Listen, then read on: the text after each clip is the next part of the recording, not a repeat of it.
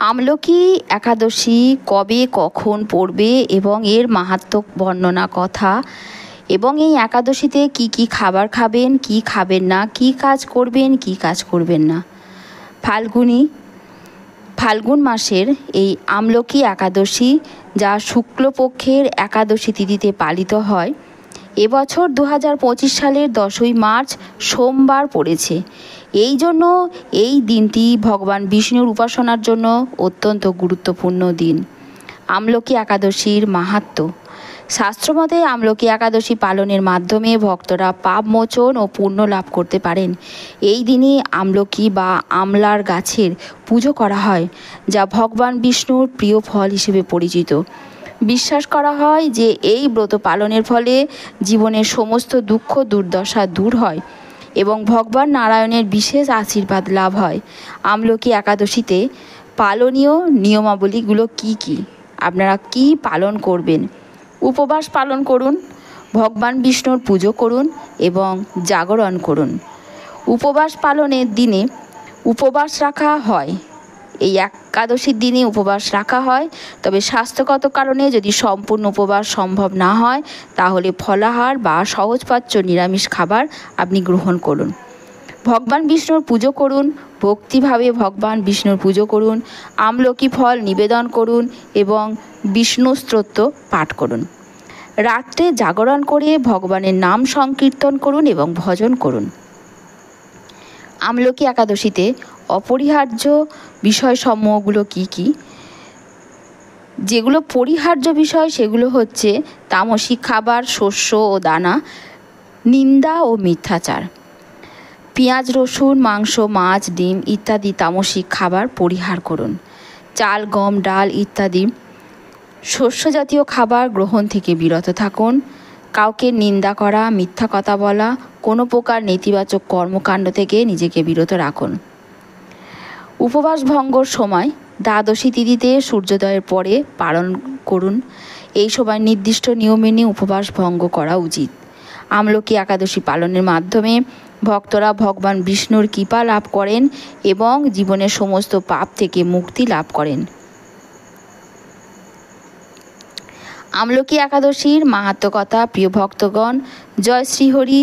আজ আমরা আলোচনা করব আমলকি একাদশীর মাহাত্ম্য কথা নিয়ে। আমলকি একাদশী হল ফাল্গুন মাসের শুক্লপক্ষের একাদশী তিথি, যা ভগবান বিষ্ণুর একটি বিশেষ ব্রত হিসেবে পালিত হয়।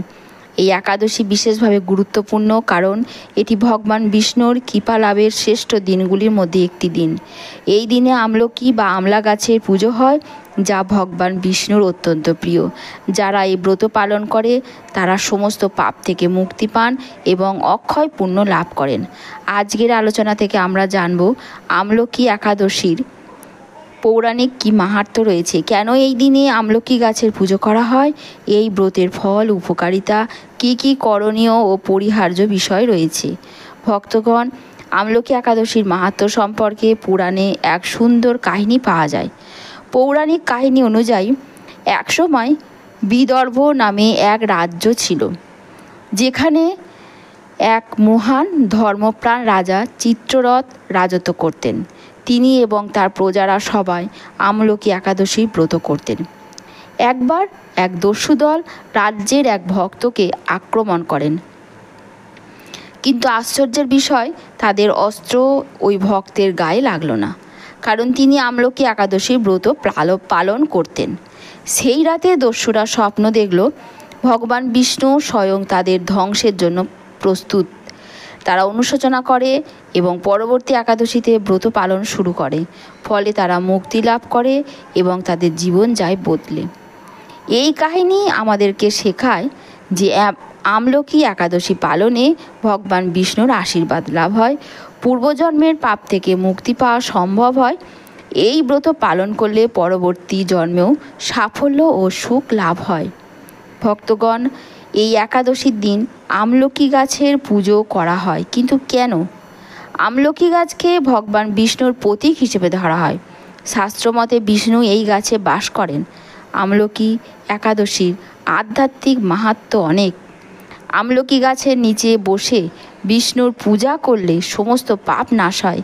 এই গাছের ফল অমৃততুল্য ও রোগনাশক বলে বিবেচিত হয়। গুরুজনরা বলেন আমলকি গাছের নিচে বসে বিষ্ণু সহস্র নাম পাঠ করলে বিশেষ পুণ্য লাভ হয়। তাই এই দিনে আমলকি ফল ভগবানকে নিবেদন করা অত্যন্ত শুভ। ভক্তগণ, আমলকি একাদশী ব্রত পালন করলে যে উপকারিতা আপনি পাবেন তা অবিশ্বাস্য। এই ব্রত পালনের ফলে ভগবান বিষ্ণুর কৃপা লাভ হবে, জীবনের সমস্ত দুঃখ কষ্ট দূর হবে, স্বাস্থ্য আয়ুষ্কাল বৃদ্ধি পাবে, আর্থিক সমস্যার সমাধান হবে, পূর্বজন্মের পাপ মোচন হবে। শাস্ত্রে বলা হয়েছে যে ব্যক্তি আমলকি একাদশীর ব্রত পালন করবে সে এই জন্মেই বিষ্ণুর ধামে গমন করতে পারবেন। তাই এই ব্রত পালন করলে সমস্ত বাধা কেটে গিয়ে জীবনে শান্তি সমৃদ্ধি আসবে। ভক্তগণ, একাদশীর দিন কি খাওয়া উচিত এবং কি খাওয়া উচিত নয় তা খুবই গুরুত্বপূর্ণ। যা খাবেন তা হলো ফল খাবেন, আমলকি, কলা, আপেল, নারকেল ইত্যাদি। দুধ ও দুধজাত খাবার খাবেন, শুকনো ফল খাবেন, মিষ্টি খাবেন, সবজি ও সহজপাচ্য নিরামিষ খাবার খাবেন।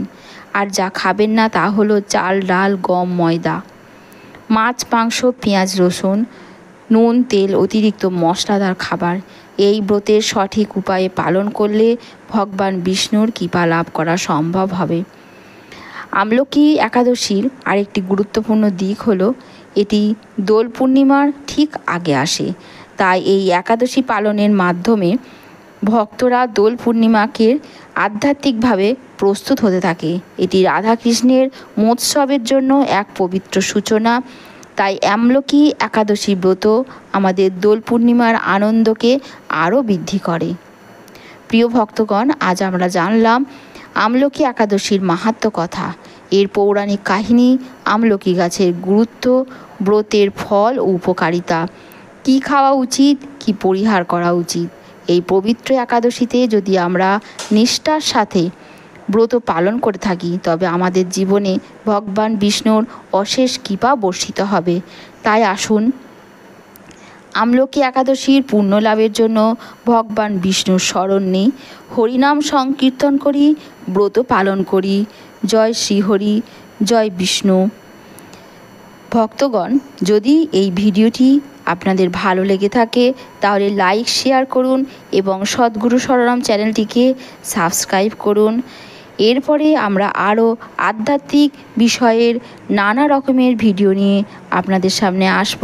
অবশ্যই আপনারা ভিডিওটি শেয়ার করবেন যেন আপনার মতো আরও সকলে এই ভিডিওটি বিষয় সম্পর্কে জানতে পারে।